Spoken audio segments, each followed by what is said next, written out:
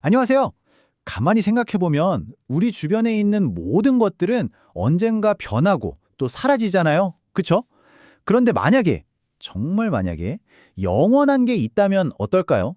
이번 시간에는 바로 이 영원함이라는 아주 근본적인 개념, 그 중에서도 예수의 영원성에 대한 이야기를 좀 더 깊이 파고들어 보려고 합니다. 자, 이 이야기의 시작은요, 이사야서의 한 구절에서부터 출발합니다. 풀은 마르고 꽃은 시들지만 우리 하나님의 말씀은 영원히 서리라. 어떠세요? 이 구절. 정말 우리가 오늘 다룰 주제의 핵심을 딱 짚어주지 않나요? 잠깐 있다가 사라지는 것과 영원히 남는 것, 이 극명한 대비가 바로 오늘 이야기의 중심축이 될 겁니다. 그러니까 자료에서 딱 보여주고 싶은 대비가 바로 이거예요. 한쪽에는 시간이 흐를수록 어쩔 수 없이 낡아가는 우리 인간의 육체, 즉 유한함이 있고요. 그리고 그 정반대편에는 영원히 존재하는 예수. 오늘은 이 둘의 차이가 도대체 무엇인지 그걸 한번 제대로 뜯어보겠습니다. 자, 그래서 오늘 우리가 어떤 순서로 이야기를 풀어갈 거냐면요. 먼저 모든 것은 낡아간다는 어떻게 보면 당연한 진리에서 시작해서 그렇다면 과연 영원이라는 건 뭘까? 그 정의를 한번 짚어볼 거고요. 이어서 영원히 존재하는 분에 대해 알아보고 그 근거가 되는 7가지 증언을 살펴본 뒤에 마지막으로 이 영원의 약속이 우리에게 어떤 의미인지 정리하면서 마무리하겠습니다. 네, 그럼 첫 번째 이야기부터 시작해 볼까요? 바로 모든 것은 낡아간다는 겁니다. 자료는 여기서부터 이야기를 시작해요. 우리가 발딛고 사는 이 세상에서는 그 어떤 것도 영원할 수 없다는 아주 근본적인 사실 말이죠. 이게 사실 좀 추상적으로 들릴 수 있잖아요. 그래서 자료의 저자가 아주 재미있는 개인적인 경험담을 하나 꺼내뒀습니다. 뭐냐면요. 어린아이들 체력이 어지간한 운동선수 뺨친다는 이야기예요. 진짜 그렇죠. 하루 종일 뛰어다녀도 지치지 않는 그 에너지를 어른이 따라가기란 정말 벅차죠. 아마 다들 공감하실 거예요. 저자가 자기 아들을 보면서 내 몸은 왜 이럴까 하고 점점 약해지는 걸 느꼈다고 해요. 그러면서 아들처럼 진짜 쌩쌩한 몸으로 돌아갈 수 있다면 얼마나 좋을까 하는 생각을 했다는 거죠. 이건 뭐 비단 이 저자만의 생각은 아니겠죠? 나이 들고 쇠약해지는 걸 되돌리고 싶은 마음은 우리 모두의 바람일 테니까요. 자, 바로 이 지점에서 개인적인 이야기가 신학적인 핵심으로 딱 연결됩니다. 뭐냐면 신이 애초에 인간의 몸을 시간이 지나면서 점차 약해지도록 닳아 없어지도록 설계했다는 거예요. 그러니까 이 관점에서 보면 우리 몸이 낡아가는 건 그냥 자연스러운 순리라는 거죠. 좋아요. 그럼 반대로 한번 생각해 볼까요? 이렇게 사라지고 마는 유한함의 정반대편에 있는 영원이라는 건 도대체 뭘까요? 우리가 이걸 어떻게 이해해야 할까요? 우선 이 시간을 넘어선 개념이 무슨 뜻인지부터 한번 짚고 넘어가 보죠. 사전적 의미를 찾아보면요. 영원이라는 건 끝없이 계속되는 상태 혹은 시간을 초월해서 아예 변하지 않는 존재를 말합니다. 자료는 바로 이 정의에서부터 출발하는 거죠.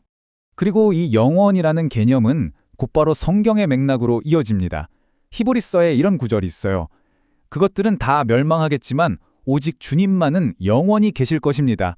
그것들은 다 옷처럼 낡아질 것입니다.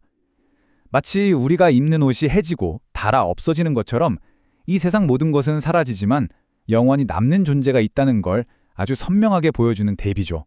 자, 그럼 이런 질문이 생기죠. 결국 모든 건 다 사라지고 마는데 이 문제에 대한 해답은 없는 걸까? 자료는 바로 여기서 그 해답으로 예수를 제시합니다. 영원함 그 자체, 영원의 화신으로 말이죠. 자료의 설명은 이렇습니다. 예수는 이 세상이 만들어지기 전부터 계셨고 또 이 세상이 끝난 후에도 여전히 계실 창조주라는 거예요. 좀 더 쉽게 말하면 자신이 만든 언젠가는 끝이 있는 이 세계의 시간 법칙 밖에 서 있는 분이라는 뜻입니다.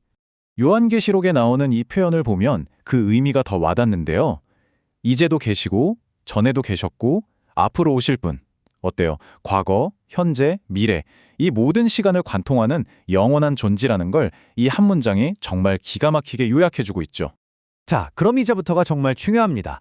자료가 그 근거로 제시하는 핵심 증거들을 볼 차례거든요. 바로 예수님이 직접 나는 이다 라고 말씀하신 7가지 선언입니다. 과연 이 각각의 선언에 어떤 깊은 뜻이 담겨 있는지 지금부터 하나씩 뜯어보겠습니다. 먼저 첫 번째입니다. 나는 생명의 빵이다. 우리가 먹는 빵은 배고픔을 잠깐 달래주지만 결국 또 배가 고파지잖아요. 하지만 예수님은 자신을 그런 일시적인 만족이 아니라 인간의 가장 근본적인 영적인 허기를 영원히 채워주는 존재라고 말씀하신 겁니다. 두 번째는 이거예요. 나는 세상의 빛이다. 캄캄한 어둠 속에서 길을 밝혀주는 빛처럼 이 혼란한 세상에서 우리가 길을 잃고 헤매지 않도록 영원한 진리의 방향을 보여주는 안내자라는 의미겠죠. 세 번째 증언은 좀 독특한 비유인데요.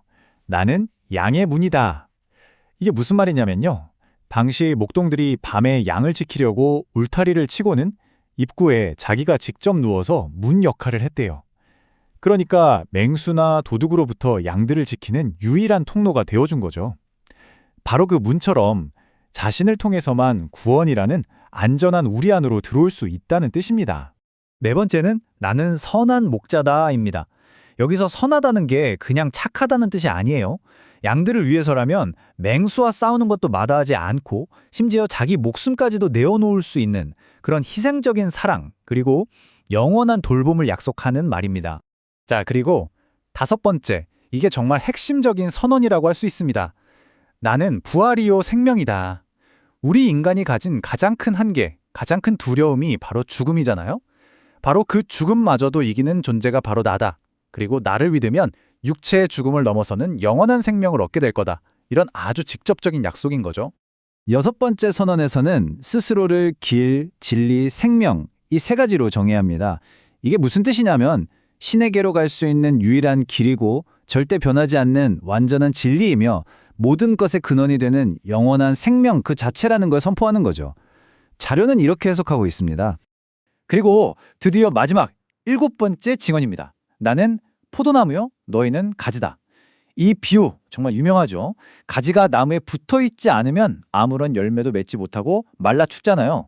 그것처럼 유한한 우리 인간도 영원한 생명의 근원인 자신에게 딱 붙어 있어야만 연결되어 있어야만 진짜 생명을 얻고 풍성한 삶을 살 수 있다는 의미입니다. 자, 이제 마지막 파트입니다. 우리가 지금까지 살펴본 이 이야기들이 이걸 믿는 사람들에게는 과연 어떤 의미가 있는 걸까요? 자료가 내리는 결론은 뭔지 한번 들여다보겠습니다. 결론은 결국 우리가 메인처럼 시작했던 이야기로 돌아갑니다. 언젠가는 낡고 닳고 사라져버릴 유한한 존재인 우리 인간이 영원한 존재인 예수와 연결될 때 비로소 그 영원함에 함께 참여할 수 있게 된다는 믿음이죠. 그리고 그 믿음의 가장 큰 근거로 내가 세상 끝날까지 너희와 언제나 함께 있겠다는 이 약속을 제시하는 겁니다. 오늘 이야기는 여기까지입니다. 마지막으로 여러분께 질문 하나를 던지면서 마무리하고 싶은데요. 정말 눈 깜짝할 사이에 모든 것이 변해버리는 이 세상에서 여러분에게 영혼이라는 단어는 어떤 의미로 다가오시나요? 한 번쯤 조용히 생각해 보시는 시간이 되셨으면 좋겠습니다.